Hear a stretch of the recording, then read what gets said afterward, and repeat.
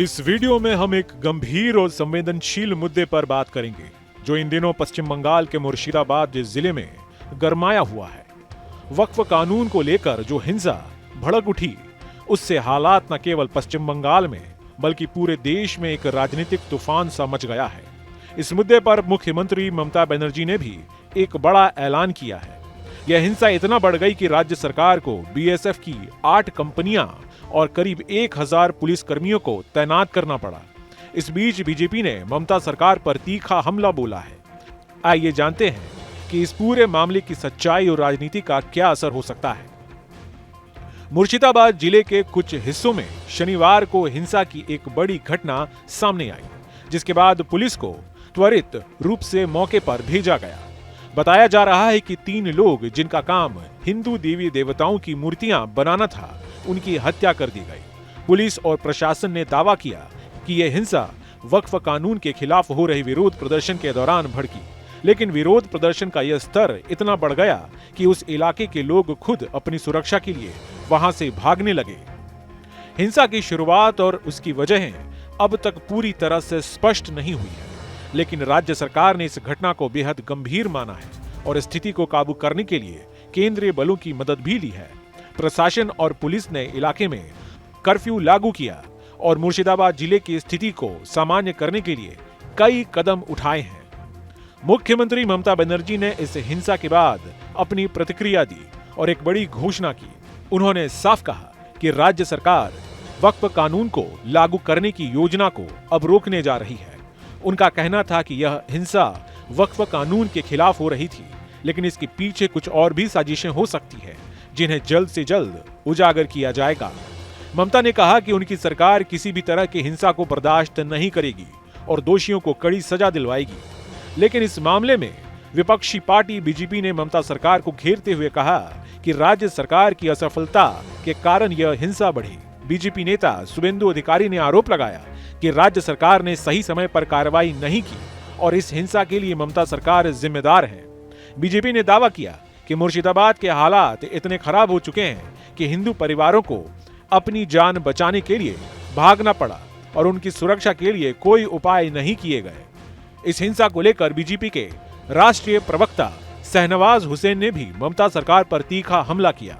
उन्होंने कहा कि बंगाल में सरकार ने हिंसा को बढ़ावा दिया है और यह एक सुनियोजित साजिश का हिस्सा है। शहनवाज ने यह भी कहा कि वक्फ कानून का मकसद धार्मिक आधार पर भेदभाव नहीं करना है, बल्कि मुस्लिम समुदाय की संपत्तियों की सुरक्षा करना है। इसके बावजूद कुछ लोग इसे राजनीतिक और धार्मिक तर्कों से जोड़कर भ्रम फैलाने की कोशिश कर रहे हैं। वक्फ कानून को लेकर इस हिंसा ने पश्चिम बंगाल की राजनीति को एक नई दिशा दे दी है। दरअसल वक्फ कानून के तहत वक्फ बोर्ड को संपत्तियों का अधिकार मिलता है जो मुस्लिम समुदाय के धार्मिक और सामाजिक कल्याण के लिए उपयोग की जाती है। लेकिन इस कानून के खिलाफ कई जगह विरोध हुआ है, जिसमें इसे मुस्लिमों के खिलाफ एक राजनीतिक हथियार बनाने की कोशिश की गई है। वहीं वक्फ कानून के पक्षधर इसे धार्मिक समरसता और पारदर्शिता की दिशा में एक कदम मानते हैं। उनका कहना है कि इस कानून के जरिए वक्फ संपत्तियों की सही तरीके से निगरानी होगी और उन संपत्तियों का सही इस्तेमाल होगा।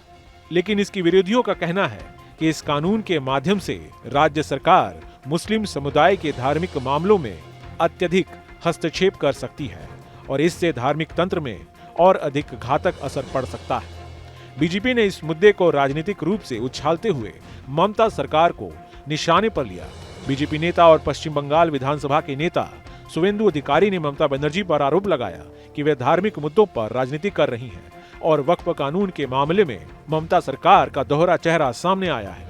उन्होंने कहा कि ममता सरकार ने वक्फ कानून को लेकर सिर्फ अपनी राजनीति चमकाने का काम किया और अब जब हिंसा बढ़ चुकी है तो उन्होंने इसे बंद करने का फैसला कर लिया।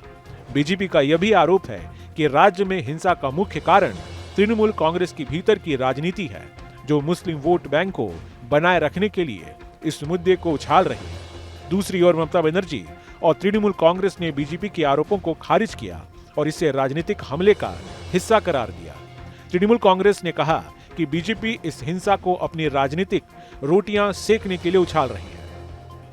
मुर्शिदाबाद में इस हिंसा में न केवल राजनीतिक परिप्रेक्ष्य को प्रभावित किया है, बल्कि समाज पर भी गहरा असर डाला है। यह हिंसा इसके बाद की स्थिति ने वहां के आम लोगों के जीवन को प्रभावित किया है। कई हिंदू और मुस्लिम परिवारों को अपनी जान बचाने के लिए अपने घरों से भागना पड़ा।